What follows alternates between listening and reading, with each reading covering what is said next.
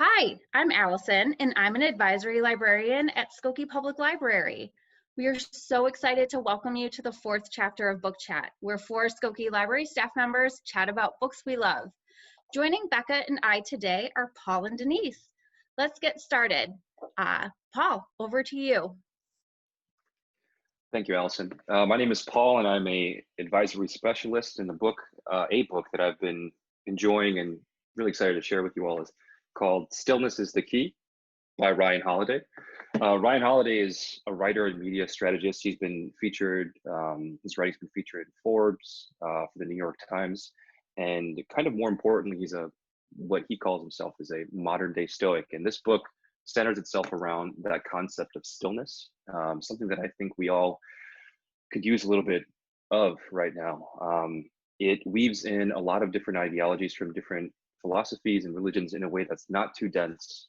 It's easily digestible, and one that is really applicable pretty much to anyone in any circumstance.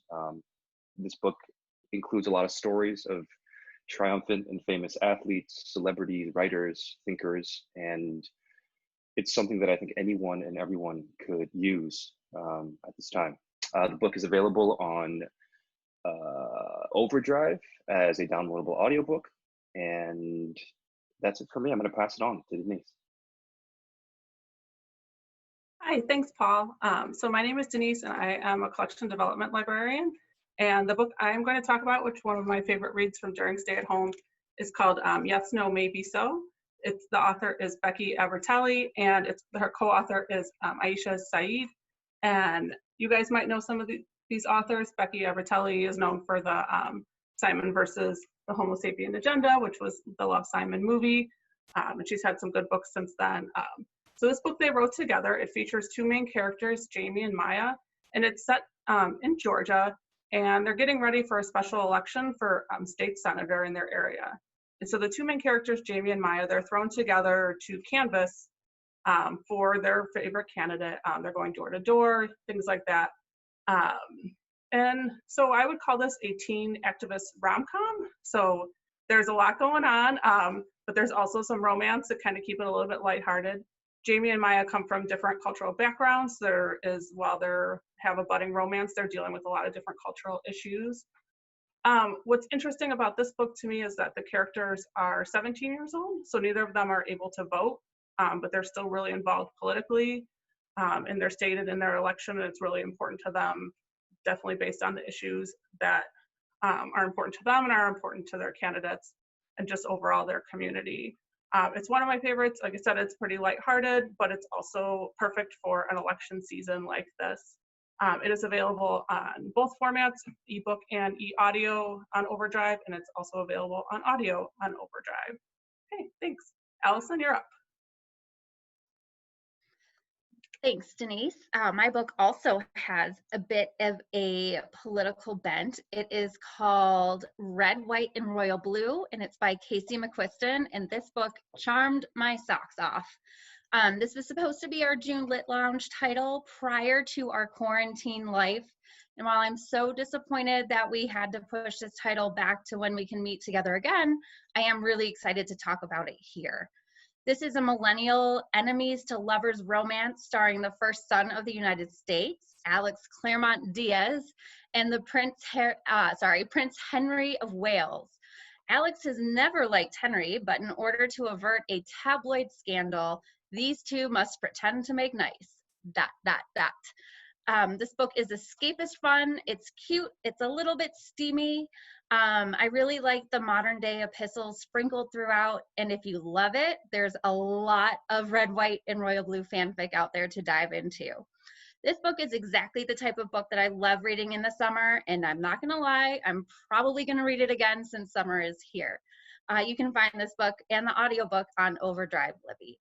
So thank you, and over to Becca. Thank you, Allison. I loved that book too, and I think it's the perfect choice for this time of year. Good one. The book that I am going to talk about today is The House on the Cerulean Sea by T.J. Klune. It is magical realism. This book is just a charming delight. It is about Linus, who works for the Department of Magical Children. His job is to make sure that the orphanages that the magical children reside in are safe for them. And as part of this assignment, he is sent on a very special assignment to this house on the Cerulean Sea. He's never seen the ocean before, so like that alone is very magical to him.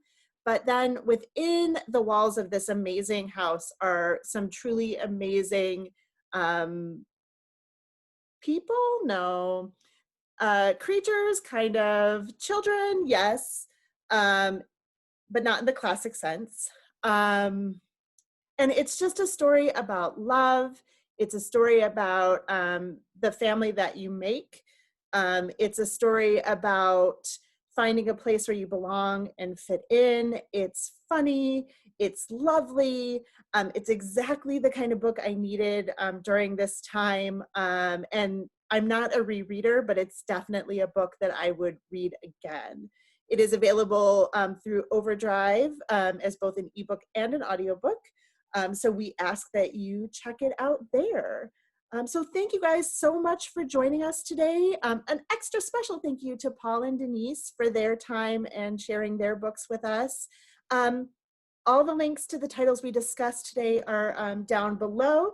So make sure you click on those for more information and to access those. If you need help with these books or the thousands of other books that we have available through Overdrive Libby and Hoopla, you can reach out to us. Just send us an email at matchmanagers@skokielibrary.info, or you can use the chat feature on our website to get in touch with us. We'd love to help you there as well.